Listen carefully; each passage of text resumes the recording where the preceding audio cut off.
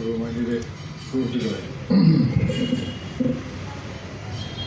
സ്വാഗതം പറഞ്ഞ ആൾ എന്നെക്കുറിച്ച് വിശദീകരിച്ചു. സന്തോഷം. ഇവിടെ വരാനുള്ള എൻ്റെ യോഗ്യത എന്നുള്ളത് ശാസ്ത്ര സാഹിത്യ പരിഷത്തിൻ്റെ പഴയ ജനറൽ സെക്രട്ടറി ആണെന്നോ ഇപ്പോൾ അതിൻ്റെ അഖിലേന്ത്യാ ജോയിൻറ്റ് സെക്രട്ടറി ആണെന്നൊന്നുമല്ല. ഞാനൊരു കർഷകനാണ്. അടിസ്ഥാനപരമായി ഒരു കുടുംബം പുലർത്താനായിട്ട് കൃഷി ചെയ്ത് സർക്കാർ ഉദ്യോഗം കിട്ടിയിട്ടും ഞാൻ ലീവ് എടുത്ത് സാറോട് സൂചിപ്പിച്ച പോലെ നെൽകൃഷിയും തെങ്ങും കവുങ്ങും പച്ചക്കറിയൊക്കെ ചെയ്ത് പിന്നെ അതുകൊണ്ട് ഉപജീവനം നടക്കില്ല എന്ന് അറിഞ്ഞപ്പോൾ പിന്നെ ലീവ് എടുക്കലൊക്കെ വേണ്ട വെച്ച് നല്ല സർക്കാർ ഉദ്യോഗസ്ഥനായി പോയി. കുറച്ച് കഴിഞ്ഞപ്പോൾ തോന്നി കുറച്ച് നാടിനെന്തെങ്കിലും ചെയ്യണം എന്നുള്ളത് എനിക്ക് പിന്നെ പരിഷത്തും മറ്റ് സാമൂഹ്യ പ്രവർത്തനങ്ങളൊക്കെ തുടങ്ങിയതാണ്. അപ്പോൾ എൻ്റെ ഉള്ളിൽ കിടക്കുന്ന ആ കർഷകൻ്റെ ഒരു മനസ്സുള്ളതുകൊണ്ടാണ് നിങ്ങളുമായിട്ട് കുറച്ച് വർത്തമാനം പറയണം എന്നുള്ളത് തോന്നിയത്. അല്ലെങ്കിൽ ഇപ്പോൾ ഈ വയസ്സുകാലത്ത് ഇത്ര വഴി യാത്ര ചെയ്ത് ഇവിടെ വന്നിട്ട് വർത്തമാനം പറയാൻ തോന്നില്ല. പക്ഷെ അത് വേണം. രണ്ടാമത്തെ കാര്യം, സാറിൻ്റെ ആമുഖം അത് ഇന്നത്തെ വർത്തമാനത്തിന് വളരെ സഹായകമാണ്. അത് ഈ RARS എന്ന് പറഞ്ഞു കഴിഞ്ഞാൽ നമുക്ക് പലർക്കും പരിചയമുള്ള ഒരു സ്ഥാപനമല്ല. കാരണം സാധാരണക്കാർക്ക് അങ്ങോട്ട് കയറാൻ സാറ് ഉണ്ടായിരുന്നപ്പോൾ എനിക്ക് കുറച്ച് അറിയില്ല. RARS സാധാരണക്കാരൻ പോവില്ല. പല പരിശീലനങ്ങളൊക്കെ വച്ചാൽ അത് ചെന്ന് കയറും എന്ന് മാത്രമേ ഉള്ളൂ. അപ്പോൾ അവിടെ നിന്ന് വന്നിട്ടുള്ള ഈ ശശിധരൻ സാറ് എനിക്ക് രണ്ടാമത്തെ NKS-ആണ് എൻ്റെ സുഹൃത്തായിട്ടുള്ളത്. ഞാൻ രാജനോട് ചോദിച്ചു, പഴയൊരു NKS ഉണ്ട് എനിക്ക്, ഡോക്ടർ NK ശശിധരൻ പിള്ള പരിസ്ഥിതി ജനറൽ സെക്രട്ടറി ആണെന്ന്.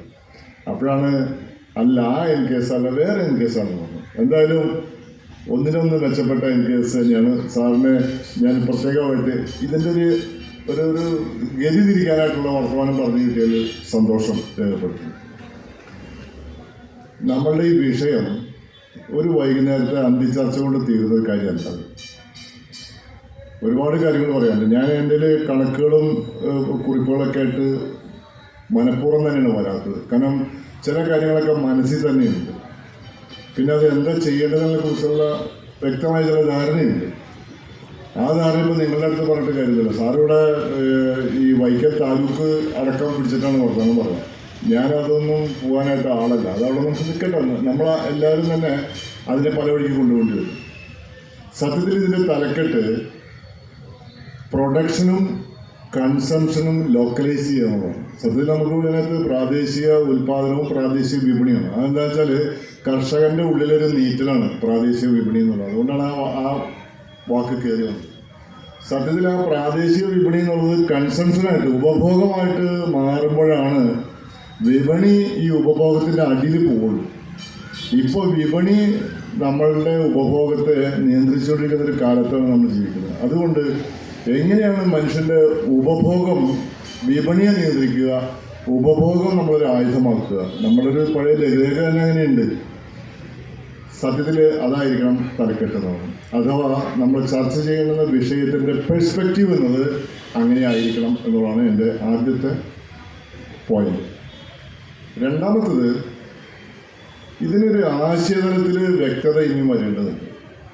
ഗാന്ധിസമായിട്ട് വേണമെങ്കിൽ ഇതിനകത്ത് വളരെയധികം ബന്ധം നമുക്ക് കാണാം. തീർച്ചയായിട്ടും ഉണ്ട് തന്നെ. എന്തുകൊണ്ടെന്നാൽ ഗാന്ധിയെ അങ്ങനെ അവതരിപ്പിച്ചിട്ടുണ്ട് നമ്മുടെ നാട്ടിൽ. പക്ഷേ വേറൊരു ഗാന്ധി ഉണ്ട് എന്നുള്ളത് നമ്മൾ മനസ്സിലാക്കണം. അതിൻ്റെ ഒരൊറ്റ ഉദാഹരണം ഞാൻ പറയാം. ഗാന്ധി അന്ന് ഒരു യന്ത്രച്ചർക്ക ഉണ്ടാക്കുന്ന ഇന്ത്യയിലെ ഏറ്റവും നല്ല ആൾ ആരാണോ അയാൾക്ക് 1,00,000 രൂപ ഇനാം പ്രഖ്യാപിച്ചു. കൈകൊണ്ട് കറക്കുന്ന ഈ തറി, ആ ചർക്ക എന്ന് പറയുന്നത്, അത് യന്ത്രവൽക്കരിക്കുക, എന്നിട്ട് എഫിഷ്യൻസി കൂട്ടുക. അങ്ങനെ ഏറ്റവും മെച്ചപ്പെട്ട ഒരു യന്ത്രച്ചർക്കയ്ക്ക് എൻ്റെ വക 1,00,000 രൂപ ഇനാം. നമുക്ക് അറിവുണ്ടോ ഈ കാര്യം എനിക്കറിയില്ല. ഇത് പറയുന്ന കാലഘട്ടം എന്നൊന്ന് ആലോചിച്ച് നോക്കണം. 30കളാണ്. അന്നത്തെ 1,00,000-ന് ഇന്ന് എത്ര വില എന്നുള്ളതാണ്. ഇന്ന് ഇന്ത്യയിലെ ഏതെങ്കിലും ഒരു രാഷ്ട്രീയ നേതാവ് അതിന് സമാനമായിട്ടൊരു തുക, ഒരു യന്ത്രവൽക്കരണ സംവിധാനം, അതും ഈ പൊട്ടിയാ കീറിപ്പോണ ഈ ഗദർ കൊണ്ടുണ്ടാക്കാനായിട്ടൊരു യന്ത്രം ഉണ്ടാക്കാനായിട്ട് നിങ്ങൾ ശ്രമിക്കണമെന്നും അത് ഞാനിന് അവാർഡ് പ്രഖ്യാപിക്കും എന്ന് പറയാനായിട്ട് ധൈര്യപ്പെടില്ല. അത് തന്നെയാണ് ഗാന്ധി എന്നുള്ള മനുഷ്യൻ്റെ മഹത്വം. ഒരുപക്ഷെ ഇന്ത്യയിൽ മാത്രമല്ല ലോകത്തിലെ ഈ സമീപകാല രാഷ്ട്രീയ ചരിത്രം പരിശോധിച്ചു കഴിഞ്ഞാൽ ഗാന്ധിയെപ്പോലെ ഒരു ക്രൗഡ് പുള്ളർ എന്നുള്ള വാക്കൊക്കെ വളരെ ചെറുതാണ്. അതിനപ്പുറം ഒരു ഓറ ഉണ്ടായിരുന്ന, അല്ലെങ്കിൽ ഒരു കരിസ്മാറ്റിക് പൊളിറ്റിക്കൽ പവർ എന്ന് വിശേഷിപ്പിക്കാവുന്ന ഒരു സംഭവബഹുലമായൊരു കാലഘട്ടത്തിനെയാണ് നമ്മൾ ഗാന്ധി എന്നുള്ള രണ്ടക്ഷരത്തിൽ ഒതുക്കുന്നത്. അതുകൊണ്ട് വിശേഷിച്ചും ഇങ്ങനൊരു ആശയം മുന്നോട്ട് വയ്ക്കുമ്പോൾ ഇതൊരു ഗാന്ധിസത്തിൻ്റെ ഒരു പ്രചരണമല്ലേ എന്ന് തോന്നാം. പക്ഷെ സത്യത്തിൽ ഗാന്ധി പറയുന്നതിന് അപ്പുറത്താണ് കാര്യങ്ങൾ. ഗാന്ധി പറഞ്ഞു വെച്ചിട്ടുണ്ട് പല അതിൻ്റെ സത്യാന്വേഷണ പരീക്ഷണങ്ങളിലൊക്കെ അദ്ദേഹം അത് പറഞ്ഞിട്ടുണ്ടെങ്കിലും അദ്ദേഹത്തിൻ്റെ കാലത്ത് അത് ഏതെങ്കിലും ഒരു ലെവലിൽ എത്തിക്കാനായിട്ട് അദ്ദേഹത്തിന് കഴിഞ്ഞില്ല. വിവിധ കാരണങ്ങളുണ്ടായിരുന്നു. അവസാനം ഒരു തോക്കും അതിൻ്റെ കൂടെ സഹായമായി വന്നു എന്ന് മാത്രമേ ഉള്ളൂ. തോക്കിന് മുമ്പ് തന്നെ വിവിധ ജാതി തോക്കുകളുടെ ആക്രമണത്തിൽ അദ്ദേഹം ഇരയായിട്ടുണ്ട് എന്നുള്ളതും ഒരു സംഗതി തന്നെയാണ്. അപ്പം അതുകൊണ്ട് ഞാൻ പറഞ്ഞു വരുന്നത്, ലോകത്ത് നടക്കുന്ന വിയറ്റ്നാമിലാവട്ടെ, ഇന്തോനേഷ്യയിലാകട്ടെ, ബ്രസീലിലാകട്ടെ, ലാറ്റിൻ അമേരിക്കൻ രാജ്യങ്ങളിൽ പലയിടത്തും ആകട്ടെ, ചൈനയിൽ, റഷ്യയിൽ പലയിടത്തായിട്ട് നടക്കുന്ന പല വിധത്തിലുള്ള ശ്രമങ്ങളുണ്ട്. നിങ്ങൾക്ക് അറിയാവുന്ന ഒരു ലോക്കൽ ഒരു ശ്രമം കൂടി ഞാൻ കൂട്ടത്തിൽ പറയാം. ഞാൻ ചെറുപ്പത്തിലേ വായിച്ചിരുന്ന ഒരു മാസിക ദർശനം എന്നൊരു സാധനമുണ്ടല്ലോ, ദർശനം. സാറ് വർക്ക് ചെയ്യുന്ന സ്ഥലത്തുണ്ട് ദർശനം. അവിടെ ഒരു മാസിക ഇറക്കിയിരുന്നു. ദർശനം എന്ന് പറയുന്നത് ചിന്താപദ്ധതിയായിരുന്നു. പങ്കജാക്ഷക്കുറുപ്പ്, ഡി പങ്കജാക്ഷക്കുറുപ്പ് എന്ന് പറയുന്ന ഒരു മനുഷ്യൻ കഞ്ഞിപ്പാടം എന്ന സ്ഥലത്ത്, അമ്പലപ്പുഴയിൽ നിന്ന് പോയിട്ട് കഞ്ഞിപ്പാടം എന്ന സ്ഥലത്ത് ഞാനവിടെ പോയിട്ടുണ്ട്. പക്ഷത്തിൽ സജീവമാകുന്നതിന് മുമ്പായിട്ട് ഉള്ള ചില ഈ യാത്രകളുടെ കൂട്ടത്തിൽ പോയതാണ്. കഞ്ഞിപ്പാടത്ത് പങ്കജാക്ഷക്കുറുപ്പിൻ്റെ കത്ത് വരും. ഗോപി ഒരു കാർഡാണ് വരിക. ഈ P T Bhaskar Panicker, M P പരമേശ്വരനൊക്കെ, സി ജി ശാന്തകുമാറൊക്കെ എഴുതുന്ന പോലെ വരിക. വൈകുന്നേരം 6 മണിക്ക് മുമ്പ് എത്തിയാൽ ബസ് കിട്ടുള്ളൂ, അല്ലെങ്കിൽ പിന്നെ നടക്കേണ്ടി വരും. പിന്നെ നമ്മൾ 2 ദിവസമാണ് ഇരിക്കുന്നത്. സഞ്ചിയിലിടാവുന്ന ഒരു ചെറിയ ഒരു തേങ്ങ പൊതിച്ച് കൊണ്ടുവരികയാണെങ്കിൽ നന്നായിരിക്കും. ഇവിടെ തേങ്ങയ്ക്കൊത്തിരി ക്ഷാമമുണ്ട്. അപ്പോൾ വരുന്നവർ ഓരോരുത്തരും കൊണ്ടുവരേണ്ട സാധനം പറയാം. ഒരു ചെറിയ മാങ്ങയുടെ വലുപ്പത്തിലുള്ളൊരു തേങ്ങ നമുക്ക് നാളത്തെ കഞ്ഞിക്ക് അത് ചിരവി ഉപയോഗിക്കാം. പാല് ഉപയോഗിച്ച് ചായ വേണമെങ്കിൽ അത് പറയണം, അത് പ്രത്യേകമായിട്ട് സംഘടിപ്പിക്കേണ്ടി വരും. ഇവിടെ ഒരു നന്ദിനി പശു മാത്രമാണ് ഉള്ളത്. അപ്പോൾ ഒരു നന്ദിനി പശുവിൻ്റെ ഞാൻ ചെന്നപ്പോൾ മനസ്സിലായി, ഒരു 2 നാഴി പാലേ കിട്ടുള്ളൂ അതിനകത്ത് കൂടി വന്നാൽ. അന്നത്തെ നന്ദിനി പശുക്കളുടെയൊക്കെ കണക്ക് അത് തന്നെയാണ്. ഇങ്ങനെ നടത്തി 32 തറക്കൂട്ടങ്ങളുണ്ടാക്കി. ആ തറക്കൂട്ടങ്ങളെ ഞാൻ വിശേഷിപ്പിക്കുന്നത് ഇപ്പോഴത്തെ ഗ്രാമസഭയുടെ പ്രാക്ക് രൂപം. ഇത് കേരളത്തിലെ കഞ്ഞിപ്പാടത്ത് പങ്കജാക്ഷക്കുറുപ്പ് ചെയ്തിരുന്ന കാര്യമാണ്. അവസാനം അദ്ദേഹത്തിൻ്റെ ദർശനം മാസിക അവസാനിപ്പിക്കുന്ന ലക്കത്തിൽ അദ്ദേഹം എഴുതി, എൻ്റെ 32 തറക്കൂട്ടത്തിൽ എല്ലാ തറക്കൂട്ടവും നിന്നുപോയി. ഞാൻ അംഗമായിട്ടുള്ള തറക്കൂട്ടം മാത്രം എൻ്റെ ശ്വാസം തീരുന്നത് വരെ ചിലപ്പോൾ നിലനിന്നേക്കാം. അതും നിൽക്കാനായിട്ട് സാധ്യത കാണുന്നുണ്ട്. അതുകൊണ്ട് എനിക്ക് പോലും എൻ്റെ അംഗമായിട്ടുള്ള തറക്കൂട്ടത്തെ കൊണ്ടുപോകാൻ പറ്റാത്തൊരു വല്ലാത്ത കാലത്താണ് ജീവിക്കുന്നതെന്ന് പറഞ്ഞാണ് ദർശനത്തിൻ്റെ മാസിക അവസാനിക്കുന്നത്. ഒരു പരീക്ഷണമായിരുന്നു, ഒരു സമരമായിരുന്നു. ഉപഭോഗം ആയുധമാക്കണമെന്ന് പറയുന്നത് പോലെ എൻ്റെ ചിന്താപദ്ധതി ഞാൻ എങ്ങനെയാണ് ഒരു സമരായുധമാക്കി മാറ്റുക എന്നുള്ളത് ഒരു പാവപ്പെട്ട കേരളീയനായിട്ടുള്ളൊരു മനുഷ്യൻ അന്വേഷിച്ച ഒരു അന്വേഷണമാണ്. അത്രേ ഉള്ളൂ. ഇതുപോലത്തെ കുറേ പങ്കജാക്ഷക്കുറുപ്പുമാരുണ്ട് പലയിടത്തായിട്ട്. അവരൊക്കെ പലതരത്തിലുള്ള അന്വേഷണം നടത്തിയിട്ടുണ്ട്. ആ അന്വേഷണം കൂടി നമ്മൾ ഇതിലൂടെ ചേർത്ത് വായിക്കുമ്പോഴാണ് എങ്ങനെയാണ് ഒരു പ്രാദേശിക തലത്തിലുള്ള ഒരു വികസനത്തിൻ്റെ രൂപം നമുക്ക് രൂപപ്പെടുത്തിയെടുക്കാൻ പറ്റും. അതിന് ഇംഗ്ലീഷിലൊരു വാക്ക് നമ്മൾ കുറേ നാൾ കൊണ്ടുവന്നു, തിങ്ക് ഗ്ലോബലി ആക്ട് ലോക്കലി. നമുക്കാർക്കും ഡൊണാൾഡ് ട്രംപ് ഇന്നലെ പറഞ്ഞ വാർത്താ പേപ്പറിൽ വന്നിട്ടുണ്ട്, എന്നെങ്ങാനാണ് നിങ്ങൾ എന്താണ് ഒരു ഇറാൻ ഭീഷണിപ്പെടുത്താൻ ശ്രമിക്കുന്നെങ്കിൽ ഒരു തരി പോലും ബാക്കി വെച്ചെങ്കിലാണ് വരി. ഈ ലോകത്തിൻ്റെ നിറയിൽ നിൽക്കുന്ന, ലോകത്തിന് ലീഡ് ചെയ്യേണ്ട ഒരു രാജ്യത്തിൻ്റെ തലവനാണ് ഈ വർത്തമാനം പറയുന്നത് മനസ്സിലാക്കണം.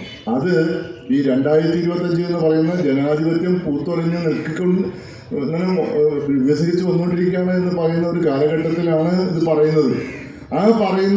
ആ സന്ദർഭത്തിൽ തന്നെയാണ് നമ്മളിവിടെ പറയുന്നത് തിങ്ക് ഗ്ലോബലി ആക്ട് ലോക്കലി. എന്താണ് കാര്യം? എൻ്റെ സമൂഹത്തെ ഞാൻ ഉൾപ്പെടുന്ന സമയത്ത് പങ്കാളിക്കുറിപ്പ് പറഞ്ഞത് വേറെ ഒരുപാട് വിമർശനം അതിനകത്തുണ്ട്. പങ്കാളിക്കുറിപ്പ് പറഞ്ഞ കാര്യമൊന്നും ചിലപ്പോൾ ചിലതൊന്നും നടപ്പാക്കാൻ വളരെ ബുദ്ധിമുട്ട് ഇന്നത്തെ കാലത്തുണ്ടാവും. ഗാന്ധിയും അങ്ങനെ തന്നെയായിരുന്നു. അപ്രായോഗികവാദങ്ങളുടെ ഒരു നിര തന്നെ അവരുടെ പലതരം ചിന്താപദ്ധതികളിൽ നമുക്ക് കാണാനായിട്ട് കഴിയും. അതവിടെ നിൽക്കട്ടെ. ഇതിന് എന്തെങ്കിലും എടുക്കാൻ നമുക്ക് പറ്റുമോ? ഞാൻ പറഞ്ഞത് നമ്മൾ ഓരോരുത്തരും ഈ വൈക്കത്ത് വൈകുന്നേരം കൂടുമ്പോൾ നമ്മൾ നമ്മുടേതായിട്ടുള്ള രീതിയിൽ ഈ ആലോചനാ വിഷയത്തെ ട്യൂൺ ചെയ്ത് എടുക്കേണ്ടതുണ്ട്. അങ്ങനെ ട്യൂൺ ചെയ്ത് വിവിധ തരത്തിലുള്ള സമൂഹങ്ങളിൽ അങ്ങനെ എടുക്കുമ്പോഴാണ് ഒരു മോഡൽ രൂപപ്പെട്ട് വരുള്ളൂ. ആ മോഡൽ രൂപപ്പെട്ടാണ് വേറെ സ്ഥലത്ത് നമ്മൾ അതിനെ അനുവർത്തിച്ചുകൊണ്ട് പ്രാവർത്തികമാക്കാൻ നോക്കുക. അങ്ങനെ വന്നു കഴിയുമ്പോൾ ജനകീയാസൂത്രണത്തിൽ നമ്മൾ പഠിപ്പിച്ച പ്രധാന പാഠമുണ്ട്. എന്താണെന്ന് അറിയുമോ? വൈക്കത്ത് ഇവിടുത്തെ മുനിസിപ്പാലിറ്റി ഒരു പ്രോജക്റ്റ് നടപ്പാക്കി. ആ പ്രോജക്റ്റ് നടപ്പാക്കി അവിടെ ചെന്നിട്ട് അതങ്ങനെ തന്നെ ഫോട്ടോ കോപ്പി എടുത്ത് കൊണ്ടുപോയിട്ട് അപ്പുറത്തുള്ള തൃപ്പൂണിത്തുറയിലോ അല്ലെങ്കിൽ എൻ്റെ നാട്ടിലുള്ള ചാലക്കുടി നഗരസഭയിലോ ഇത് നടപ്പാക്കാൻ വിചാരിച്ചത് പറ്റില്ല. ഇത് പറഞ്ഞത് ഒന്നല്ല.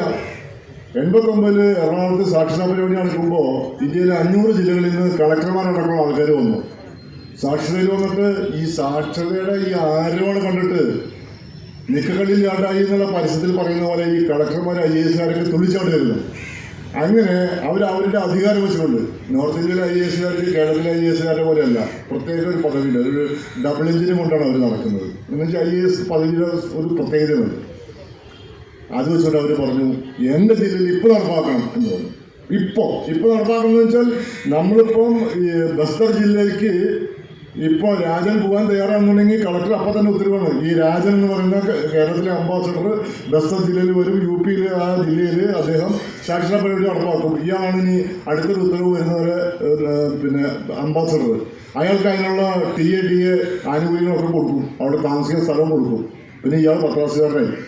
ഇതാണ് ഉത്തരവിടുന്നത്. ഇതിനൊക്കെ തയ്യാറായിട്ടാണ് ഈ IAS നിൽക്കുന്നത്. പക്ഷേ CG ശാന്തകുമാർ പറഞ്ഞ നമ്മുടെ പഴയ ജനറൽ സെക്രട്ടറി അവരോട് ഒരു വർത്തമാനം പറഞ്ഞു. അത് ഇങ്ങനെയാണ്. ഇത് ഈ സാക്ഷരതാ പരിപാടി എന്ന് പറയുന്നത് ഞങ്ങളുടെ നാട്ടിൽ ഈ കുരുമുളക് വള്ളി പോലത്തെ ഒരു സാധനമാണ്. അപ്പോൾ നിങ്ങൾക്ക് ഈ കുരുമുളക് വള്ളി കൊണ്ടുപോകാം, ഞങ്ങൾ തരാനും തയ്യാറാണ്. പക്ഷെ കുരുമുളക് വള്ളിക്കൊരു പ്രശ്നമുണ്ട്. കുരുമുളക് വള്ളി നടുന്നത് ഞാറ്റുവേല സീസണിലാണ്. ഈ ഞാറ്റുവേലയ്ക്ക് കുരുമുളക് കൊണ്ടുപോയി ഇട്ടാലേ അത് വേര് പിടിച്ച് മെച്ചപ്പെടുള്ളൂ. അപ്പം നിങ്ങൾ ആദ്യം എനിക്ക് മറുപടി തരേണ്ടത് നിങ്ങളുടെ നാട്ടിൽ ഈ കുരുമുളക് വള്ളി നടാനായിട്ടുള്ള ഒരു ഞാറ്റുവേല ഉണ്ടോ എന്നുള്ള കാര്യം എന്ന് പറയണം. ഇങ്ങനെ പച്ചമലയാളത്തിൽ പറഞ്ഞ സാധനം അവിടെ നിന്ന് ഹിന്ദിയിലും ഇംഗ്ലീഷിലും ഒക്കെ ദ്വിഭാഷികളുണ്ടായിരുന്നു. അവർ ട്രാൻസ്ലേറ്റ് ചെയ്ത് അവർക്ക് കൊടുത്തു. പിന്നെ ഒരു കളക്ടറും കുറച്ച് നേരത്തേക്ക് ഒന്നും പറഞ്ഞില്ല. ഞാൻ പറഞ്ഞത് കേരളം നമ്മൾ നിൽക്കുന്ന ഒരു നെറുക എന്ന് പറയുന്നത് എവിടെയാണെന്നുള്ളതാണ്. അതവിടെ നിൽക്കട്ടെ. അതവിടെ നിൽക്കുമ്പോൾ തന്നെ ഈ ചിന്താ പദ്ധതിയെ കേരളത്തിൽ എത്രത്തോളം നമുക്ക് ഡെവലപ്പ് ചെയ്ത് മുന്നോട്ട് കൊണ്ടുപോകാൻ കഴിയും എന്നുള്ള ചോദ്യമുണ്ട്. ആ ചോദ്യത്തിൻ്റെ ഉത്തരം എത്തുന്നത് എവിടെയാണെന്നുള്ളതാണ്. സാർ നേരത്തെ സൂചിപ്പിച്ച പോലെ ആ ഉത്തരം നമുക്ക് വൈക്കം താലൂക്കിന് വേണ്ടുന്ന ഒരു മാതൃക തുടങ്ങാൻ പറ്റുമോ? എന്ത് മാതൃക? ഉൽപാദനം മുതൽ ഉപഭോഗം വരെയുള്ളത്. വളരെ പ്രസിദ്ധമായൊരു വാചകമുണ്ട്. ഈ ലോകത്തുള്ള മുഴുവൻ മനുഷ്യൻ്റെയും അത്യാവശ്യങ്ങൾ നിറവേറ്റാനായിട്ടുള്ള വിഭവങ്ങൾ ഈ ലോകത്തുണ്ട്. എന്നാൽ ഒരാളുടെ പോലും അത്യാഗ്രഹം നിറവേറ്റാനായിട്ടുള്ള വിഭവം ഈ ലോകത്തില്ല. ഇത് ഗാന്ധിയുടെ വാക്കൊന്നുമല്ല കേട്ടോ. ഈ ലോകത്ത് പലയിടത്തായിട്ട് പലതരത്തിലുള്ള പണ്ഡിതന്മാർ ഇങ്ങനെ ഈ വാക്കുകൾ പ്രയോഗിച്ചിട്ടുണ്ട്. പക്ഷേ സത്യത്തിൽ എന്താണ്, ആ ഫ്രേസ് വളരെയധികം അന്വർത്ഥമായിട്ടുള്ള ഒന്നാണ്. എവിടെയും നമുക്ക് പ്രയോഗിക്കാവുന്ന സാധനമാണ്. ഈ വൈക്കത്തിരുന്നിട്ട് ഒരാളാണ് തീരുമാനിക്കണം എൻ്റെ ഇത്രയും വേണം എന്ന് പറഞ്ഞാൽ പിശുക്കൊന്നുമില്ലാണ്ട് സ്വപ്നം കാണാൻ തീരുമാനിച്ചു കഴിഞ്ഞാൽ ഈ വൈക്കത്തിൻ്റെ നിലവിലുള്ള ഒരു റിസോഴ്സും തികയില്ല. പിന്നെ പക്ഷേ നിലവിലുള്ള റിസോഴ്സ് വളരെ ഫലപ്രദമായിട്ട് വിനിമയം ചെയ്യാനോ വിതരണം ചെയ്യാനോ തീരുമാനിച്ചു കഴിഞ്ഞാൽ അത് എല്ലാവരുടെയും അത്യാവശ്യങ്ങൾക്ക് സാധിക്കുകയും ചെയ്യും. ഒറ്റ കണക്ക് ഞാൻ നിങ്ങളോട് പറയാം. 1978 FAO കണക്ക്, ഞാനിപ്പോഴും മനപ്പാടം വെച്ചാണ് കണക്കാണ്, മറന്നിട്ടില്ല. FAO കണക്ക് ലോകത്ത് ജനസംഖ്യ 2030 എത്ര വരും അത് എസ്റ്റിമേറ്റ് ചെയ്തു. ആ 2030 ലോക ജനസംഖ്യയ്ക്ക് സാധാരണ ഒരു ലേബർ എന്ന് പറയുന്ന ആൾക്ക് 2000 ചില്ലാനം കലോറിയും കഠിനാധ്വാനം ചെയ്യുന്നവർക്ക് 3000 കലോറിയും ഊർജം കിട്ടുന്ന തരത്തിലേക്കുള്ള ധാന്യങ്ങളും അടക്കമുള്ള ഭക്ഷണം കിട്ടാനായിട്ട് ഇഷ്ടം പോലെ ഉണ്ട്. 1978 ലോകത്ത് ഉൽപാദനം അത്ര എത്തിക്കഴിഞ്ഞു. എന്ന് 72 അപ്പുറത്തേക്ക് 50 കൊല്ലം കഴിഞ്ഞിട്ടുണ്ടാകാൻ പോകുന്ന ജനസംഖ്യ പ്രൊജക്റ്റ് ചെയ്ത് കഴിഞ്ഞാൽ എത്ര ഉണ്ടാകും? അവർക്ക് പറ്റുന്ന അത്രയും വേണ്ടത്രയും വിഭവങ്ങൾ അന്ന് തന്നെ ഉൽപ്പാദിപ്പിച്ചു കഴിഞ്ഞു. എന്നിട്ട് അന്ന് സൗത്ത് ആഫ്രിക്കയിൽ മറ്റു പല ദരിദ്ര രാജ്യങ്ങളിലൊക്കെ തന്നെ എല്ലുന്തിയ കുട്ടികളുടെ അടക്കം പഠനങ്ങൾ വരുന്നതിൻ്റെ കാരണം എന്താണ്? പട്ടിണി മരണത്തിൻ്റെ കാരണം എന്താണ്? ഇതാണ് അസമത്വം, വേറെ കാരണമൊന്നും പറയുന്നില്ല. അപ്പം അതുകൊണ്ട് ഇത്രയും സാധനം ഉണ്ടായിട്ടും ലോകത്ത് അത്യാവശ്യങ്ങൾ നിറവേറ്റാൻ കഴിയല്ലേ എന്നുള്ള ചോദ്യമുണ്ട്. ഇമാതിരി ചോദ്യങ്ങൾക്കൊക്കെ ഉത്തരം കണ്ടെത്താൻ ലോകത്തെ മുഴുവൻ ജനങ്ങളും പ്രാപ്തരാകുന്ന ഒരു പ്രോസസ് ഓറിയന്റഡ് ആയിട്ടുള്ള ഒരു വികസന സങ്കല്പം ഉണ്ടാക്കിയെടുക്കാനായിട്ടുള്ള ശ്രമത്തിൻ്റെ ഭാഗമാണ് നമ്മളുടെ ഈ വർത്തമാനം. അടുത്ത പോയിന്റ്, എങ്ങനെയാണ് ഒരു ലോക്കൽ സൊസൈറ്റി എന്നുള്ളത് നമ്മൾ നിർവചിക്കുക? വലിയ ബുദ്ധിമുട്ടാണ്. ഒരു പ്രാദേശിക സമൂഹം എന്നുള്ളത് സാറുടെ വൈക്കം താലൂക്ക് മൊത്തം എടുത്തുകൊണ്ട് പറഞ്ഞു. ആ ഒരു സമൂഹത്തെ നിർവചിക്കാനായിട്ട് നമ്മൾ തയ്യാറാവണമെങ്കിൽ വളരെ ബുദ്ധിമുട്ടാണ്. ചിലപ്പോൾ ഒരു വാർഡായിരിക്കും, ചിലപ്പോൾ ഒരു അയൽക്കൂട്ടായിരിക്കും, ചിലപ്പോൾ ഒരു പഞ്ചായത്താകാം. സാറ് പറഞ്ഞ പോലെയുള്ള താലൂക്കിലേക്ക് വേണമെങ്കിൽ എത്തിക്കാം. അങ്ങനെ എത്തിക്കുമ്പോൾ ഉട്ടോപ്യൻ സിദ്ധാന്തങ്ങൾക്ക് ഇട കൊടുക്കാതെ വയ്ക്കുന്ന പരിപാടികൾ ജനങ്ങൾക്ക് നടപ്പാക്കാൻ പറ്റുന്ന വിധത്തിൽ എങ്ങനെ നമുക്ക് മുന്നോട്ട് വയ്ക്കാൻ കഴിയും, അതിനെ ചർച്ച ചെയ്യാൻ പറ്റും, പരിപാടികളാക്കിയെടുക്കാൻ പറ്റും. ഇതും കൂടി പറഞ്ഞുകൊണ്ട് ഞാൻ അവസാനിപ്പിക്കാം. അങ്ങനെ വരുമ്പോൾ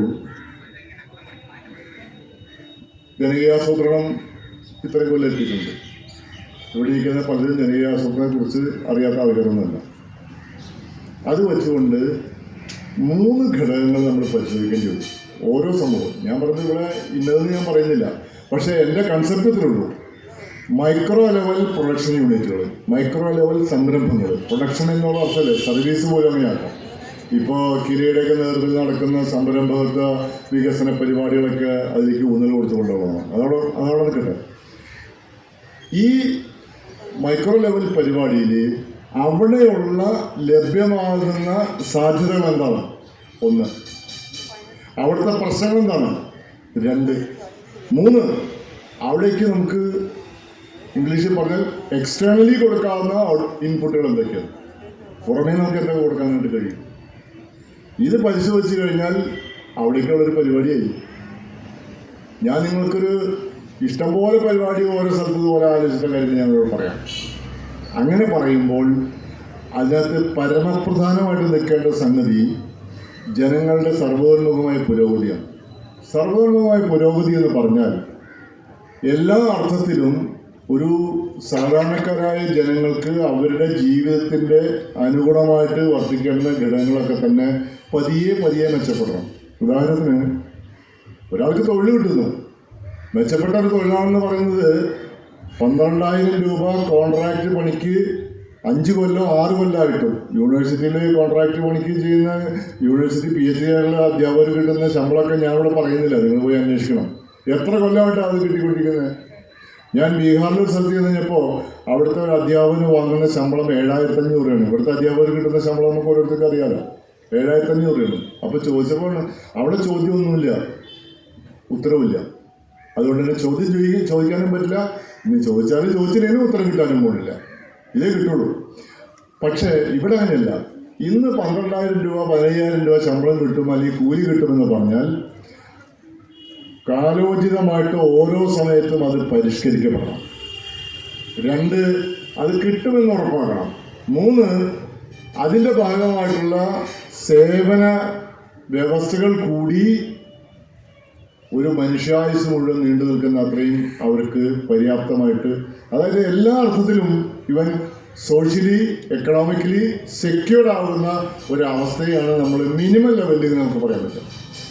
ഇത് ഈ പ്രാദേശികമായിട്ടുള്ള ഈ ഉൽപാദന ഉപഭോഗ സംവിധാനത്തിൻ്റെ ചർച്ചയിലേക്ക് നമുക്ക് കൊണ്ടുവരാൻ പറ്റണം. ഇതാണ് പ്രധാനപ്പെട്ട കാര്യം. അങ്ങനെ വരുമ്പോൾ അതിൻ്റെ അവസാനത്തെ പോയിന്റ്, നമ്മുടെ നാട്ടിലെ തൊഴിലില്ലാത്തവർക്ക് എത്ര തൊഴിൽ കൊടുക്കാൻ പറ്റും?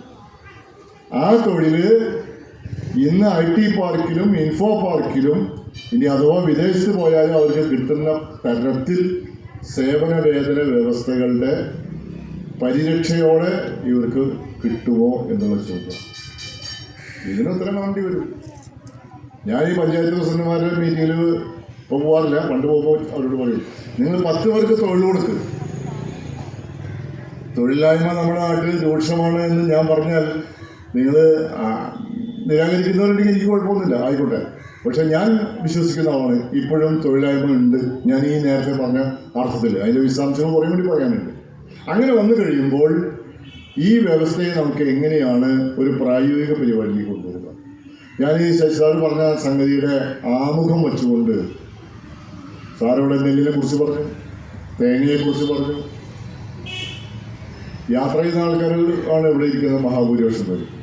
നിങ്ങൾ വണ്ടി എടുത്ത് യാത്ര പോകുമ്പോൾ ഇപ്പോൾ കണ്ടക്ടർ ടൂറുകളുടെ കാലമാണ്. KSRTC അടക്കം തുടങ്ങി കഴിഞ്ഞു. റെയിൽവേ പണ്ടേ തുടങ്ങിയിട്ടുണ്ട്.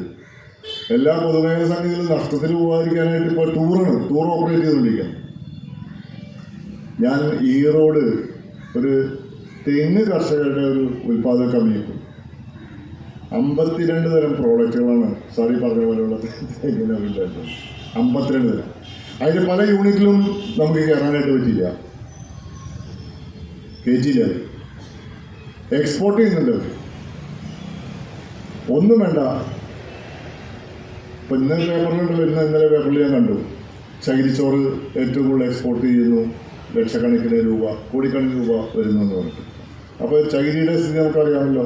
പണ്ട് മല പോലെ ചകിരി കിടന്നിരുന്ന് നീക്കാനായിട്ട് പരിഹാരം കണ്ടെത്താനായിട്ട് നടന്ന ഒരു സംസ്ഥാനമാണ് കേരളം, പ്രത്യേകിച്ചും ആലപ്പുഴ ഈ ഭാഗമൊക്കെ.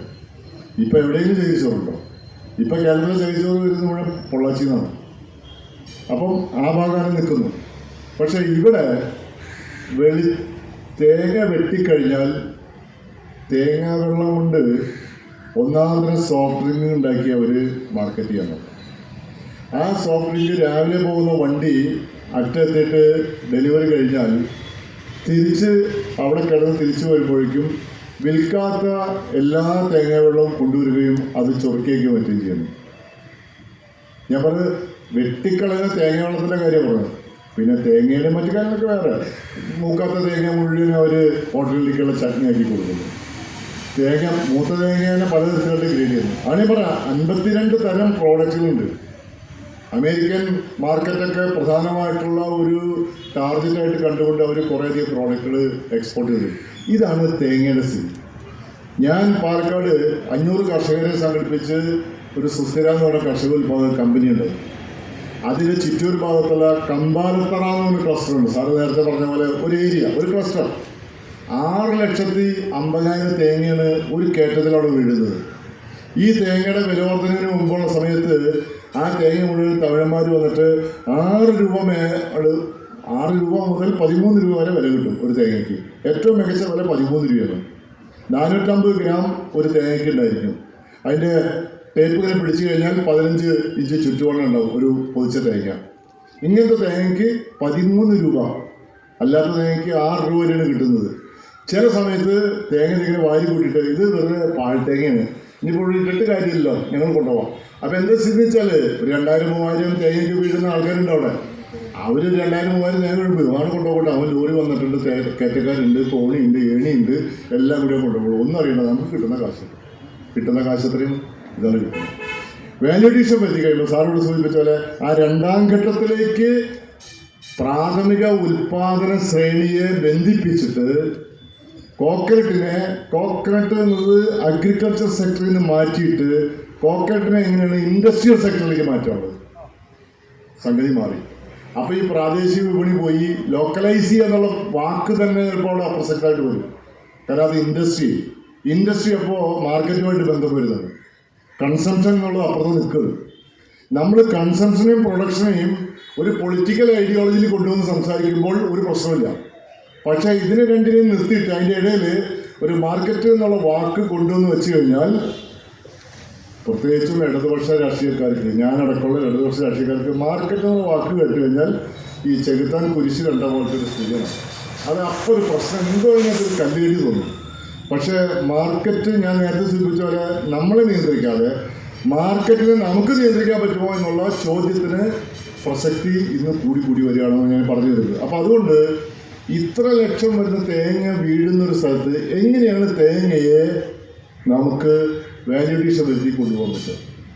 ജാതിക്ക് എങ്ങനെയാണ് വാല്യൂ അഡീഷൻ വരുത്താൻ പറ്റുക?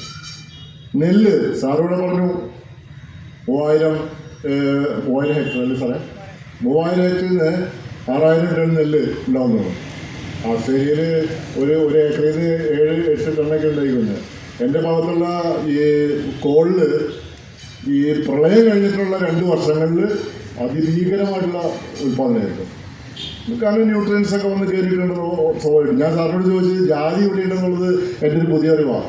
ജാതി ഉള്ളതിൻ്റെ കാരണം മൂവാറ്റുപുഴയൊക്കെ വന്ന് ചെല്ലുന്ന അതിൻ്റെ എക്കലൊക്കെ വരുന്നതിൻ്റെ ഭാഗത്ത് ആയിരിക്കണം ജാതി എന്നുള്ളത് വേറെ സന്ദേഹം. ഇനി ഞാൻ നിങ്ങളോട് 2 സ്ഥലം പറയാം. ഒന്ന്, ഗുജറാത്തിൽ പപ്പട്ടറാവുന്ന ഒരാളുടെ തോട്ടത്തിൽ ഞാൻ പോയി. അവിടെ ഒരു തെങ്ങിൽ 450 തേങ്ങയുണ്ട്. അങ്ങനെ തന്നെ പറഞ്ഞാൽ 450 തേങ്ങനെ എല്ലാ കൊല്ലം ഞാൻ ഇത് വെട്ടിയിറക്കുന്നതെന്ന് തോന്നുന്നു. കുറേ തെങ്ങുണ്ടായിരുന്നു. ഈ പപ്പട്ടറാവത്തിൻ്റെ ഹെവരി ബസാർ എന്ന് പറഞ്ഞ സ്ഥലം ഇന്ത്യയിൽ തൊഴിലുറപ്പ് പദ്ധതി വേണ്ടാന്ന് പറഞ്ഞൊരു വില്ലേജാണ് കേട്ടോ. വൈക്കത്തേർക്ക് അങ്ങനെ പറയാൻ ത്രാണിയുണ്ടോയെന്നാണ് എൻ്റെ ചോദ്യം. 2 കൊല്ലം കഴിഞ്ഞാൽ നമുക്ക് പറയാൻ പറ്റുമോ അങ്ങനെ? ഗുജറാത്തിലെ ഒരു വില്ലേജ്, ഒരു ഗ്രാമം പറഞ്ഞു ഞങ്ങൾക്ക് തൊഴിലുറപ്പ് വേണ്ട. എന്താ കാരണം? നിങ്ങളുടെ ഈ 100 ദിവസത്തെ പണിയല്ലുള്ളൂ. ആ 100 ദിവസത്തെ പണി കൊണ്ട് കിട്ടുന്ന കാശിനേക്കാളും കൂടുതൽ നമ്മളിപ്പോൾ അധ്വാനിച്ച് ഞങ്ങളുടെ കാർഷിക മേഖല നമ്മൾ ഉണ്ടാക്കുന്നുണ്ട് എന്നാണ് അവർ പറഞ്ഞത്. ആ ഹവരി ബസാറിൽ ഈ പപ്പട്രാവത്ത് അയാളുടെ തോട്ടത്തിൽ 450 തേങ്ങ വീഴും തെങ്ങ്. അപ്പം ഞാനിങ്ങനെ കൗതുകത്തോടെ പുസ്തകം എടുത്തിട്ട് ഇതെന്ത് വെറൈറ്റി തേങ്ങാണെന്നൊക്കെ സാറേ നമ്മളങ്ങനെ ചോദിക്കില്ല. അപ്പോൾ ഇയാളോട് പറഞ്ഞ മറുപടി, എന്തിനു നിങ്ങൾ ഈ പുസ്തകം എടുക്കണേ?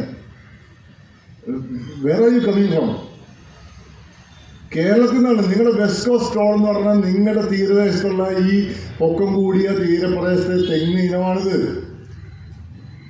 പക്ഷെ ഞാൻ ശാസ്ത്രീയമായിട്ട് 25 കൊല്ലമെങ്കിലും പ്രായമുള്ളതും ഏതാണ്ട് 10-300 തേങ്ങ വീഴുന്നതുമായിട്ടുള്ള തെങ്ങിൽ നിന്ന് അതിൻ്റെ ആപ്റ്റ് ടൈമിൽ കൊല വെട്ടിയിറക്കിയിട്ട് ഞാൻ ഭാവി ഉണ്ടാക്കുന്ന തെങ്ങാണ് എൻ്റെ തോട്ടത്തിൽ വയ്ക്കുന്നത്. നിങ്ങൾ കേട്ടോ മറുപടി? കേരളീയമായിട്ടുള്ള കേരളം തിങ്ങുന്ന നാടെന്നാണ് സ്വാതന്ത്ര്യത്തിൽ പറഞ്ഞത് രമ. നാണം കിട്ടുന്നത് അവിടെ പോയിട്ട് കാണേണ്ടി വന്നു. പക്ഷേ ആ ഒരു കാഴ്ച ഞാൻ കേരളത്തിലെ സ്ഥലത്ത് കണ്ടു. അത് ഇപ്പോഴത്തെ വൈദ്യുതി മന്ത്രി കൃഷ്ണൻകുട്ടിയുടെ, ഞങ്ങൾ കൃഷ്ണൻകുട്ടി ചേട്ടൻ എന്ന് വിളിക്കുന്ന കൃഷ്ണൻകുട്ടി ചേട്ടൻ്റെ തോട്ടത്തിലാണ്. നിങ്ങൾക്കൊരു സ്വർണം പോവാൻ ഇവിടുന്നൊക്കെ ഒരു കാർ എടുത്തോണ്ട് പോകാമെന്ന് പോയി കാണണം. JCB വെച്ചൊരു കുഴിയാണ് കുഴിക്കും. കൃഷ്ണൻകുട്ടി ചേട്ടൻ്റെ ഭാഷയിൽ ഈ തെങ്ങിന് എത്ര ആയുസുണ്ട്? ആ ഒരു 40 കൊല്ലം നിൽക്കില്ലേ? 40 കൊല്ലത്തേക്ക് ഇവന് എത്ര ഭക്ഷണം വേണം? ആ ഭക്ഷണം മുഴുവൻ ഈ കുഴിയിലിടാൻ കഴിയും. അപ്പോൾ ഈ കല്ലുവെട്ടാൻ കുഴി എന്ന് പറഞ്ഞ പോലത്തെ രൂപത്തിൽ JCB കൊണ്ട് കുഴി ഒഴിച്ചിട്ട് മുഴുവൻ ജൈവവളോടെ നിറയ്ക്കുന്നു. പിന്നെ പുള്ളി എല്ലാ കൊല്ലവും കൊടുക്കുന്നത് നമ്മുടെ രാസവളമാണ്. രാസവളം യഥാവിധി. രാസവളത്തിൽ നിന്ന് നമ്മൾ അങ്ങനെ തട്ടിമാറ്റി കളയേണ്ട കാര്യമൊന്നുമില്ല. രാസവളം ശാസ്ത്ര സാങ്കേതിക വിദ്യയുടെ ഒരു പ്രോഡക്റ്റാണ്. അതൊന്നും നിഷേധിക്കാൻ പറ്റില്ല. അത് ഓരോ കൊല്ലം കൊടുക്കേണ്ട എത്രയാണ്? NPK എത്ര വേണം അതാണ് കൊടുക്കണം. അവിടെ 400 തേങ്ങ ഉണ്ടാവും. പക്ഷേ കൃഷിഭവനിൽ കൃഷ്ണകുട്ടിയേട്ടൻ കണക്ക് കൊടുക്കുന്നത് 180-150 തേങ്ങ മുട്ട കൊടുക്കണം. അത് പുള്ളി എന്നോട് പറഞ്ഞു, അത് പുള്ളി കൊടുത്തു കഴിഞ്ഞാൽ പിന്നെ ഞാൻ വരുവല്ല, അതുകൊണ്ട് ഞാനത് കൊടുക്കുന്നില്ല. അപ്പോൾ നിങ്ങൾക്ക് ചിറ്റൂരിൽ പോയി കഴിഞ്ഞാൽ നമ്മുടെ കൃഷിക്കുട്ടി മന്ത്രിയുടെ തോട്ടത്തിൽ സാർ ഇതുപോലെ തന്നെ ബെസ്റ്റ് വെറൈറ്റി ജാതികളെ കാണാം. കൃഷിക്കുട്ടിയുടെ തോട്ടം കേരളത്തിൽ കാണാം. ഞാനിത് ഇങ്ങനെ ഒരു യാത്രാ വിവരം പോലെ പറയാൻ കാരണം, ഒരു തെങ്ങിനെ ഈ ഈറോഡ് പിന്നെ ഗുജറാത്ത് ഉദാഹരണങ്ങൾ പറയാൻ കാരണം വെച്ചാൽ, കേരളത്തിൽ നിന്നുള്ള തെങ്ങിനെ കൊണ്ടുപോയിട്ട് തമിഴ്നാട്ടിൽ കൊണ്ടുപോയിട്ട് അവന് 52 ഉൽപ്പന്നം ഉണ്ടാക്കി കോടിക്കണക്കിലൂടെ വിറ്റുവരവുള്ള ഒരു കർഷക ഉൽപ്പാദക കമ്പനി ഉണ്ടാക്കിയിട്ടുണ്ട് അവർ. പപ്പട്രാവത്ത് അവിടെ അയാളുടെ തോട്ടത്തിൽ 450 തേങ്ങ ഉണ്ടാക്കിയെടുക്കാവുന്ന തെങ്ങ് വച്ചിരിക്കുന്നത്. ഇത് മലയാളിക്ക് നാണക്കേണ്ടാവുന്ന സംഗതിയില്ലെന്നാണ് എൻ്റെ ചോദ്യം. ഞാൻ തെങ്ങിനെ കുറിച്ച് വേറെ കാര്യമൊന്നും പറയുന്നത്. രണ്ടാമത്തെ കാര്യം, പാല്. ബാബുജി ഞാനും കൂടി കാറിൽ നിന്ന് സംസാരിച്ച കാര്യം ഇപ്പോൾ ഇവിടെ പറയാൻ പോകുന്നു. പാല് 8000 വീടുണ്ടാവോ? മുനിസിപ്പാലിറ്റിയിൽ 8000 വീടുണ്ടാവില്ലേ? ഉണ്ടാവുന്ന ഞാൻ എത്ര ആയിക്കോട്ടെ, ഞാൻ എണ്ണം അത്ര 8000 വീട് കണക്കാക്കി ഞങ്ങൾ കാറിലിരുന്നത്. ബാബുജിയോട് ചോദിച്ചു എത്ര വീടുണ്ട് വൈക്കം മുനിസിപ്പാലിറ്റിയിൽ. അവർ 8,000 വീടുണ്ടാവാം. എൻ്റെ ചാലക്കുടി മുനിസിപ്പാലിറ്റിയിൽ 8,000 വീടുണ്ട്. ഞാൻ അവിടേക്ക് വേണ്ടി ഒരു പ്ലാൻ ഇങ്ങനെ ആലോചിക്കുന്നുണ്ട്. എന്നിട്ട് അതിന് തലക്കെട്ട് വയ്ക്കുന്നത് ഡയറി ഇൻഡസ്ട്രി. ഇപ്പോഴത്തെ ഡയറി എന്ന് പറഞ്ഞാൽ നമ്മുടെ മനസ്സിൽ ആദ്യം കയറി വരുന്നത് ഈ പശുവിൻ്റെ ചാണകവും മൂത്രം വന്ന് വീട്ടിൽ ആ ചാണകക്കുഴി ഉണ്ടല്ലോ, അതിൻ്റെ ചിത്രം തെളിഞ്ഞു വന്നാൽ അത് ഫേസ്ബുക്കിലും യൂട്യൂബിലും കൂടി അത് കാണിച്ചു കൊടുത്തു കഴിഞ്ഞാൽ പിന്നെ ഒരു പ്രദേശത്തും ഒരു ഡയറി യൂണിറ്റ് ഉണ്ടാവില്ല.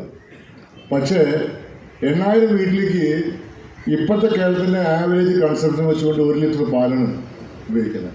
ശരാശരി 8,000 ലിറ്റർ പാലിൻ്റെ കച്ചവടം അവിടെ നടക്കുന്നത്. 8,648 എന്ന് പറഞ്ഞാൽ 4,80,000 രൂപയുടെ പാലാണ് വൈക്കം മുനിസിപ്പാലിറ്റിയിൽ ഒരു ദിവസം ഉപയോഗിക്കുന്നത്. ആ 4,80,000 360 രൂപയ്ക്ക് പാല് ഒറ്റ ദിവസം പോലും നമുക്ക് ഇല്ലാണ്ട് പറ്റില്ലല്ലോ. അഡിക്ഷനുള്ള സാധനമാണ്. എത്രയായി? ഏതാണ്ട് 20 കോടിയുടെ അടുത്ത് വരും.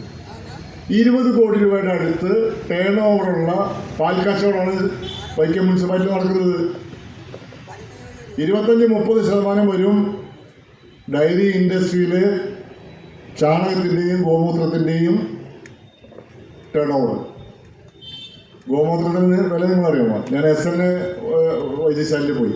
അവിടെ ഈ ഡയറി യൂണിറ്റൊക്കെ ഉള്ളതുകൊണ്ട് അതിൻ്റെ കുറച്ച് ഗോമൂത്രമൊക്കെ വിൽക്കാനായിട്ടുള്ള സാധ്യത അന്വേഷിച്ച് പോയതാണ് ഞാനവിടെ.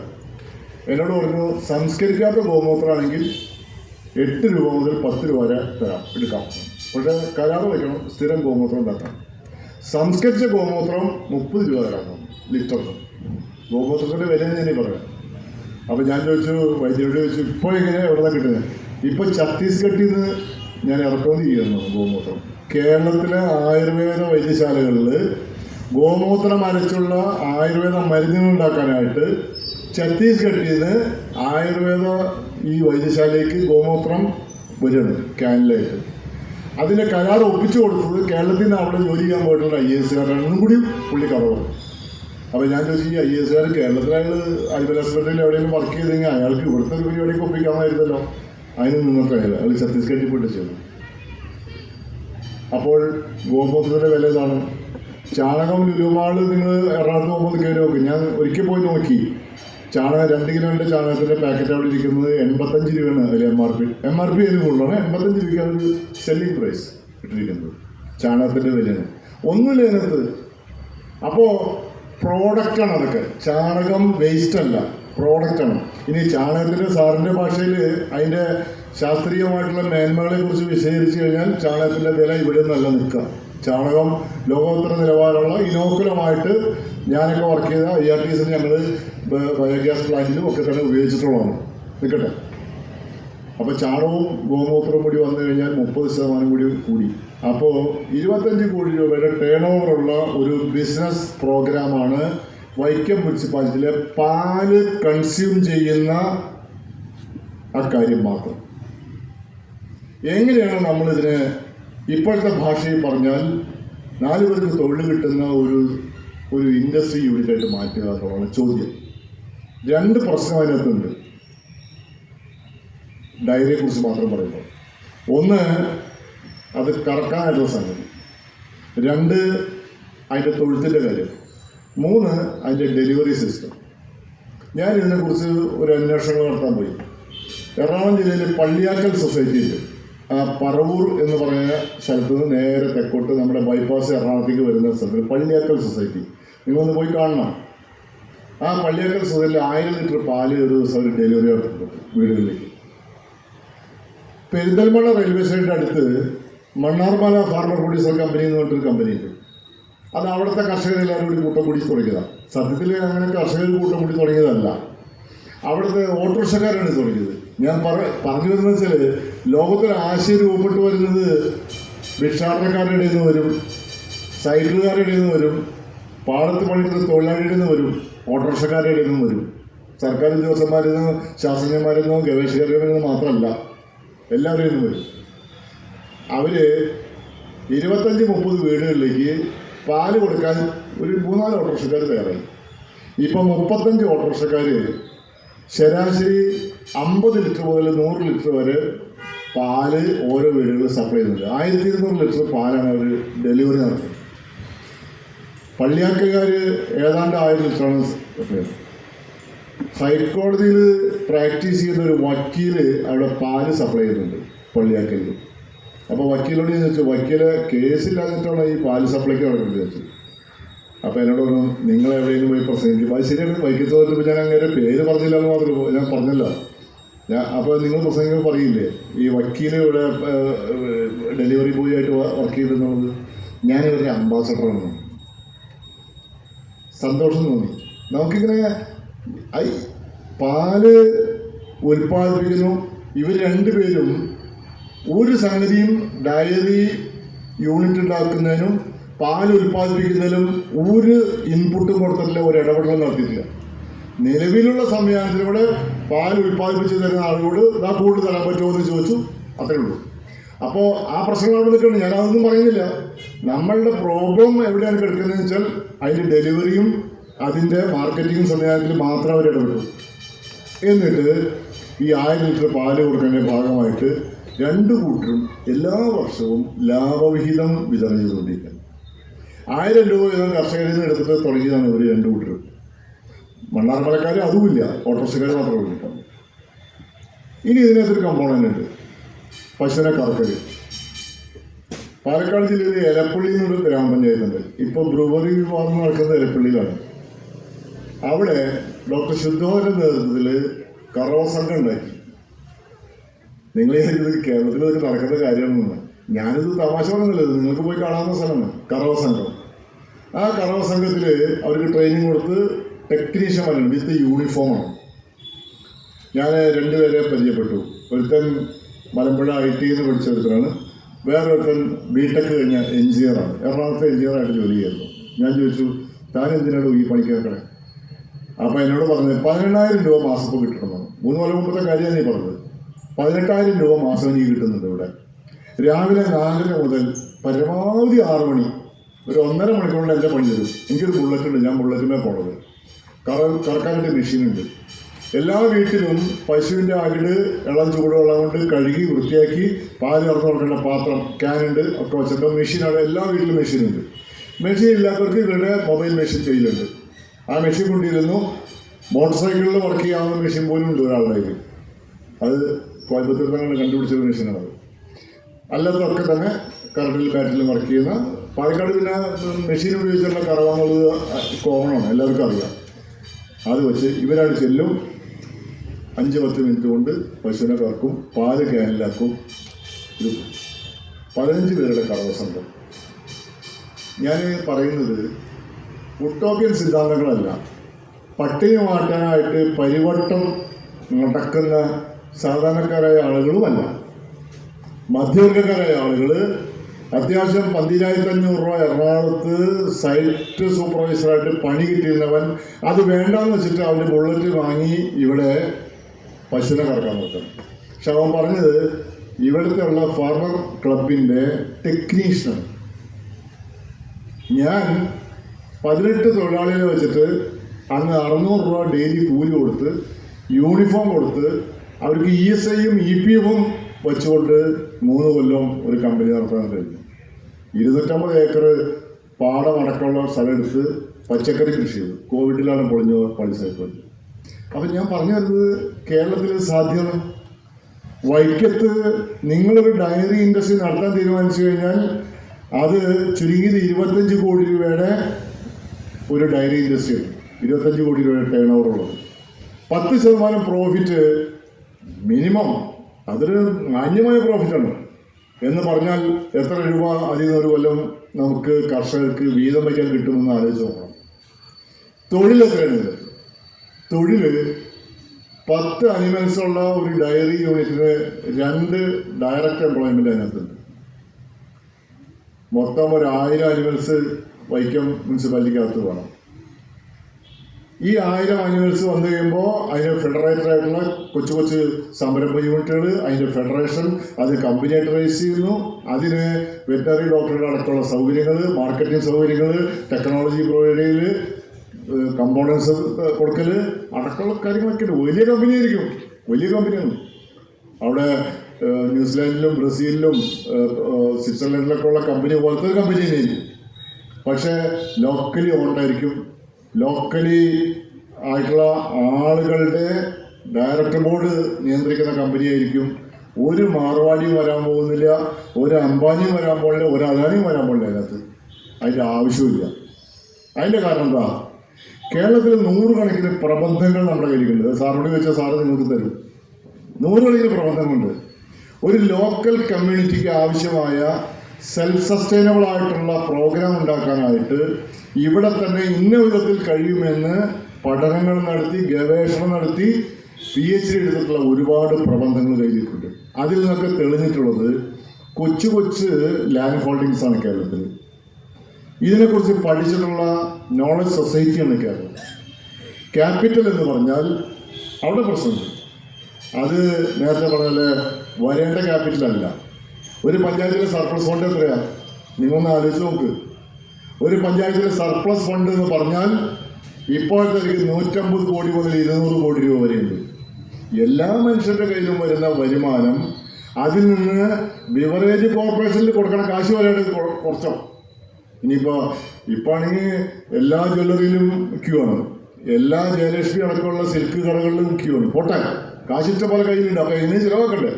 അത് കഴിഞ്ഞ് ബിവറേജിൻ്റെ മുമ്പിലും ക്യൂ ഉണ്ട്. ഈ ക്യൂകളൊക്കെ കഴിഞ്ഞ് ഈ ചിലവുകളൊക്കെ കഴിഞ്ഞാലും ബാക്കി വരുന്ന കാശ് എത്രയാണ്? ഞങ്ങളുടെ ഒരു കണക്ക് ഒരു കമ്മച്ച കണക്കാണ്. പക്ഷേ 100-150 കോടി രൂപ ഒരു പഞ്ചായത്തിലുണ്ട്. ആ 150 കോടിയെ നമുക്ക് വിനിമയം ചെയ്യാൻ പറ്റുമോ? ഒരു രാജ്യം പുരോഗതിക്ക് പോകണമെങ്കിൽ ഇങ്ങനെ ജനങ്ങളുടെ കയ്യിലുള്ള ഈ സർപ്ലസ് ഫണ്ടിനെ ഉപയോഗിക്കാൻ പറ്റണം.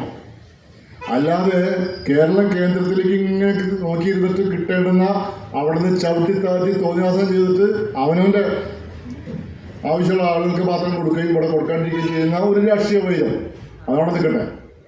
ഇവിടെയാണെങ്കിലോ ഒന്നുമില്ല, വളരെ ബുദ്ധിമുട്ട്. ഇതല്ല പ്രശ്നം. ജനങ്ങളുടെ കയ്യിൽ കാശില്ല. ആ കാശിനെ വിനിമയം ചെയ്യാൻ പറ്റുമോ എന്നുള്ള ചോദ്യമാണ് ഇതിൻ്റെ ക്യാപിറ്റൽ എന്നുള്ള ഭാഗത്തിൽ എനിക്ക് പറയാനായിട്ടുള്ളൂ. ഒരുപാട് വിശദാംശങ്ങൾ അതിനകത്ത് ചർച്ച ചെയ്തിട്ടുണ്ട്. അങ്ങനെ വന്നു കഴിയുമ്പോൾ ക്യാപിറ്റലുണ്ട്, ടെക്നോളജി ഉണ്ട്, ഒരു വിസ്ഡം സൊസൈറ്റി ഉണ്ട്, കൺസംഷൻ എന്നത് ലോക്കലാണ്, പ്രൊഡക്ഷൻ എന്നത് ലോക്കലാണ്. ഇവിടെ തന്നെ എല്ലാം കണ്ടെയ്ൻഡാണ്. ചൈന മോഡൽ എന്ന് വേണമെങ്കിൽ ഒരു ഭാഗത്ത് വിശേഷിപ്പിക്കാം. അപ്പോൾ ചൈന മോഡലിൻ്റെ പ്രത്യേകത ഉണ്ട്. ചൈന മോഡലിൽ ഒരു പഞ്ചായത്തിനകത്ത് എന്താണ് നിങ്ങളുടെ NRM, നാച്ചുറൽ റിസോഴ്സ് എന്താണ് നിങ്ങളുടെ?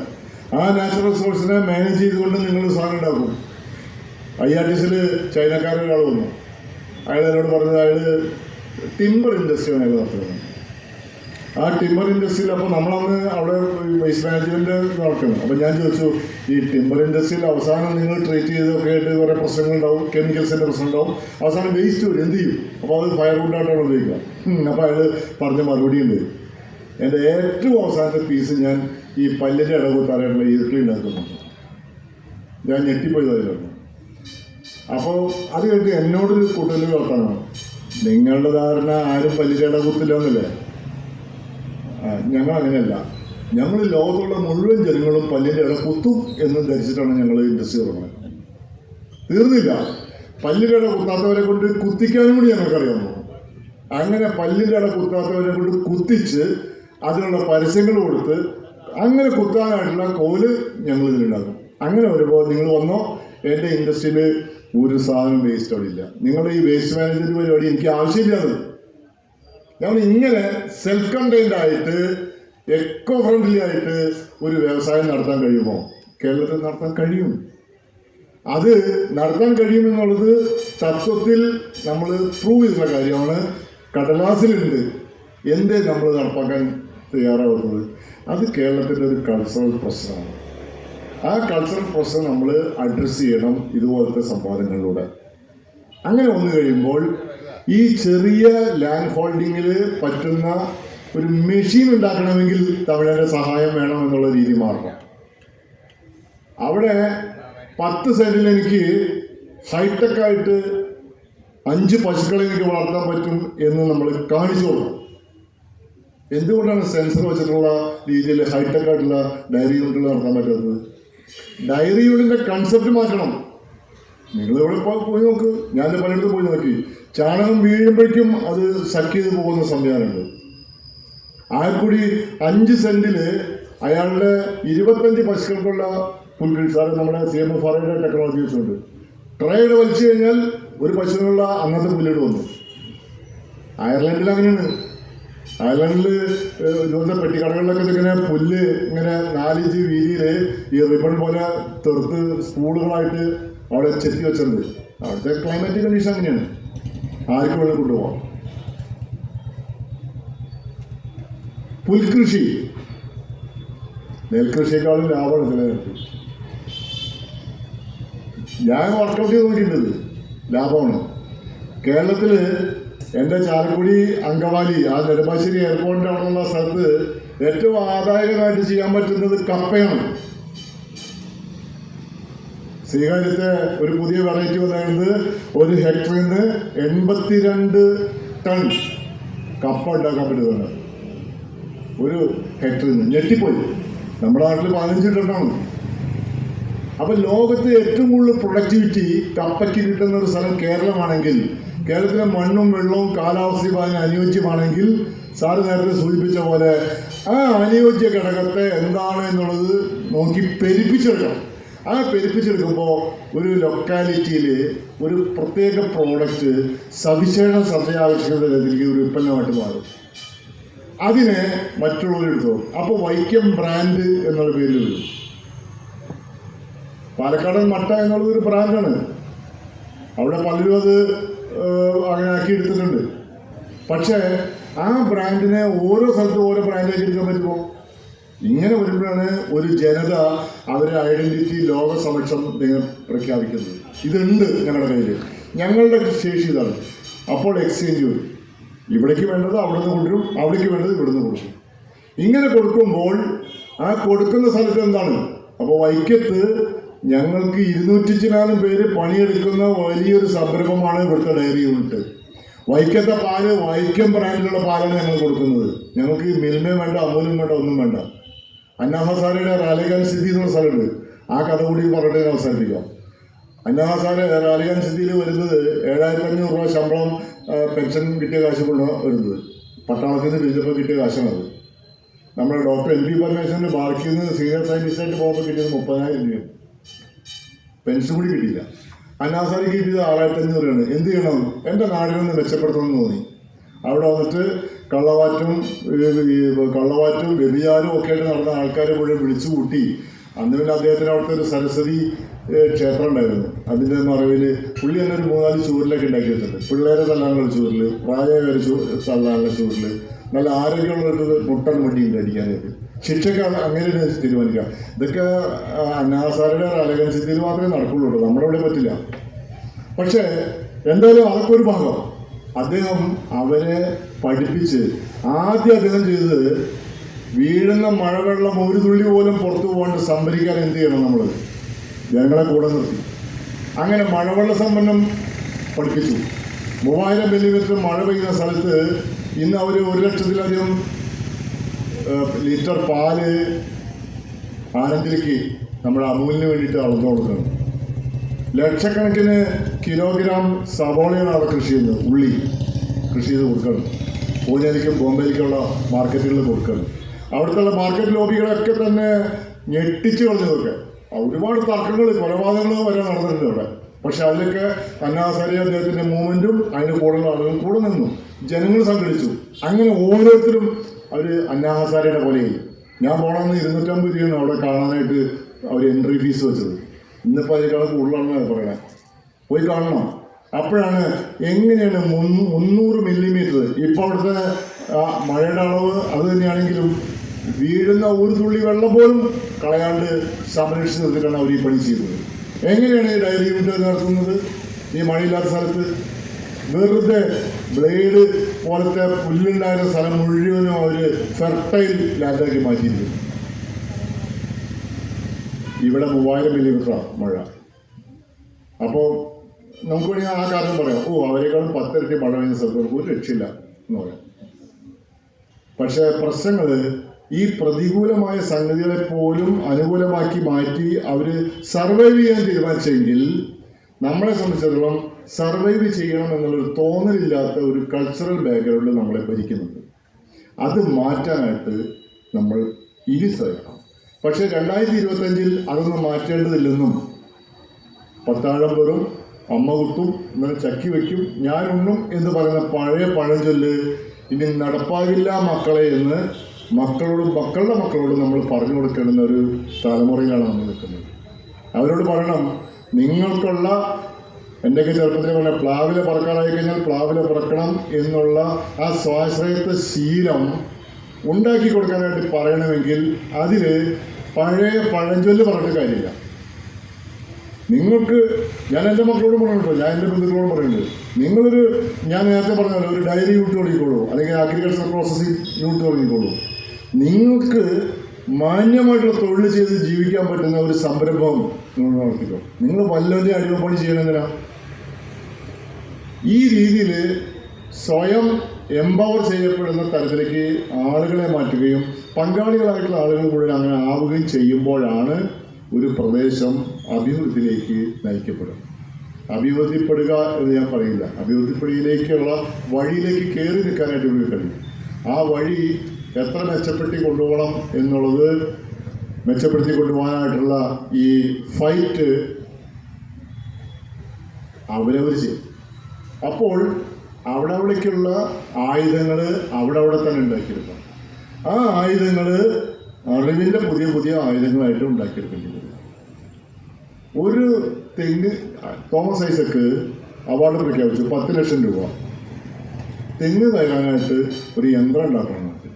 സാറേ RRCന് കൊടുത്തോ പ്രപ്പോസൽ കൊടുത്തു. ഞാൻ നമ്മുടെ അഗ്രികൾച്ചർ യൂണിവേഴ്സിറ്റി പോയി ചോദിച്ചു, ഗവേഷണം നടത്തില്ല, അഗ്രികൾച്ചർ എഞ്ചിനീയറിംഗിലൂടെ ആരും കൊടുത്തില്ല. മണ്ണാർക്കാടുള്ള എനിക്കറിയാവുന്നൊരു കർഷകൻ കൊടുത്തു, IRTCക്കാർ ഒരെണ്ണം കൊടുത്തു, അതൊക്കെ തള്ളിപ്പോയി. അതൊന്നും പോരാ, അതൊക്കെ ബുദ്ധിമുട്ടാണ്. ഈ 10 കിലോ വെയിറ്റും വലിച്ചിട്ട് തെങ്ങിൻ്റെ മുകളിൽ കയറുന്നതാണ് ശരി. അതിനേക്കാളൊക്കെ MP പരമേശ്വരൻ പറയുന്നത് ഏറ്റവും നല്ല ടെക്നോളജി ആ തളപ്പെട്ട് കയറില്ലെന്നാണ്. അപ്പോൾ തളപ്പെട്ട് കയറുന്ന വളരെ എഫിഷ്യൻ്റായിട്ടുള്ള ഈ വ്യവസ്ഥയെ മറികടക്കാനായിട്ട് ഉപകരണം സാധ്യമാക്കുന്ന ഒരു ടൂൾ കണ്ടെത്താനായിട്ട് എന്തുകൊണ്ട് ഈ വിസ്ഡം സൊസൈറ്റിയിൽ കഴിയുന്നില്ല? എന്തുകൊണ്ട് ഈ പ്രൈമറി സെക്ടറിലേക്ക്, സാറിൻ്റെ ആദ്യത്തെ ആ ചോദ്യം, ഈ പ്രൈമറി സെക്ടറിലേക്ക് ഇവരുടെ ശ്രദ്ധ പതിയുന്നില്ല? ഇന്ത്യക്ക് രക്ഷപ്പെടാൻ പ്രാഥമിക മേഖലയിൽ കർഷകരും കർഷക തൊഴിലാളികളും അടങ്ങുന്ന സമൂഹത്തിലൂടെ അല്ലാതെ കഴിയില്ല എന്നുള്ളത് തെളിഞ്ഞിട്ടുള്ള കാര്യമാണ്. കേരളത്തിലും മഹാഭൂരിപക്ഷം തൊഴിലവസരങ്ങൾ നിൽക്കുന്നത് ഈ പ്രാഥമിക മേഖലയിലാണ്. IT ഇൻഫോ പാർക്കും ഒക്കെ അവിടെ നിൽക്കട്ടെ. അതിൽ നോക്കിക്കഴിഞ്ഞാൽ നിങ്ങൾ ഈ ഭക്ഷ്യം കഴിഞ്ഞിട്ട് വേറെ എന്തുള്ള ചാരായമാണല്ലോ പറയാനുള്ളത്. ചാരായത്തിൻ്റെ അസംസ്കൃത പദാർത്ഥം ഈ പ്രൈമറി സെക്ടറിൽ നിന്നാണ് വരുന്നത്. അപ്പം അതാണ് നമ്മളെ ഏറ്റവും വലിയ കാശുണ്ടാക്കണ. ചാരായം വെച്ചിട്ടാണ് കാശുണ്ടാക്കാൻ ഏറ്റവും വലിയ വിദ്യ എന്നുണ്ടെങ്കിൽ നിങ്ങൾ വച്ചോളില്ല. പക്ഷെ അതും ഇവിടെ ചെയ്യണം. അതാണ് ഞാൻ പറഞ്ഞത്, ഈറോഡ് അവർ സ്വർഗ്ഗം വെക്കുന്നുണ്ട്, വൈനുണ്ടാക്കുന്നുണ്ട്. ഇപ്പോൾ അവർ ലൈസൻസിന് അപ്ലൈ ചെയ്യുന്നു. ഞാൻ IRTCയിൽ ജേക്കബ് എന്ന് പറഞ്ഞാൽ നമ്മുടെ അച്ചായനും കൂടി ചേർന്നിട്ട് ഈ ചക്ക കൊണ്ട് വൈനുണ്ടാക്കാനായിട്ട് എത്ര പ്രാവശ്യം തിരുവനന്തപുരം പോയിട്ടുണ്ടെന്ന് അറിയാമോ? ഇതിൽ നിയമമൊന്നും മാറ്റാൻ പറ്റില്ല. ഇപ്പം നിയമം മാറ്റാനായിട്ട് ഇപ്പോൾ തയ്യാറായിട്ടുണ്ട്. അനുകൂലമായ പല സാഹചര്യങ്ങളും വരുന്നുണ്ട്. ആ വരുന്ന സാഹചര്യങ്ങളെ മുഴുവനും അനുകൂലമാക്കി എത്രത്തോളം ജനങ്ങളെ പാർട്ടിസിപ്പേറ്റ് ചെയ്തുകൊണ്ട് ഡെമോക്രാറ്റിക് ഡീസെൻട്രലൈസേഷൻ നടന്ന കേരളത്തിൽ ഒരു ഡെമോക്രാറ്റിക് ആയിട്ടുള്ള ഒരു ഡെവലപ്മെൻറ്റ് പ്ലാൻ നമ്മളുടെ ഓരോ ലൊക്കാലിറ്റിയിലും ഉണ്ടാക്കിയെടുക്കുന്നതാണ് പ്രൊഡക്ഷൻ മുതൽ കൺസപ്ഷൻ വരെയുള്ള സിസ്റ്റത്തിനെ ഉൾക്കൊള്ളുന്ന ഒരു മോഡലായി മാറുള്ളൂ. ഇതിന് സഹായിക്കട്ടെ. നിർത്തുന്നു.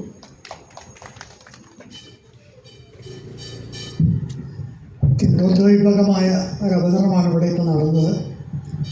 അപ്പോൾ ഗോപി സാറ് പറഞ്ഞതിൻ്റെ കൂടെ ഒന്ന് ആഡ് ചെയ്യാനായിട്ട് എനിക്ക് തോന്നുന്നത്, അദ്ദേഹം പറഞ്ഞു 1 ലിറ്റർ പാല് ഓരോ കുടുംബത്തിലും എത്തപ്പെടുന്നുണ്ട്, ഒരു 8000 ലിറ്ററോളം ദൈനംദിനം. അപ്പോൾ അതിൻ്റെ ആ ഒരു ഫൈനാൻഷ്യലായിട്ട് വേണ്ടി വരുന്ന കണക്കൂടെ അദ്ദേഹം സൂചിപ്പിച്ചു. അപ്പോൾ അതിൻ്റെ കൂടെ എനിക്ക് ആഡ് ചെയ്യാനായിട്ട് തോന്നിയൊരു കാര്യം, നമ്മുടെ മുനിസിപ്പാലിറ്റിയിൽ ഒരു 30,000 അല്ലെങ്കിൽ ഒരു 35,000-40,000 ആൾക്കാർ ജനസംഖ്യ ഉണ്ടെന്ന് കരുതുക. അപ്പോൾ ഞങ്ങളുടെ ഒരു കണക്കുണ്ട് പൊതുവായിട്ട്, ദൈനംദിനം ഓരോ മനുഷ്യനും അദ്ദേഹത്തിൻ്റെ ഈ 2000-3000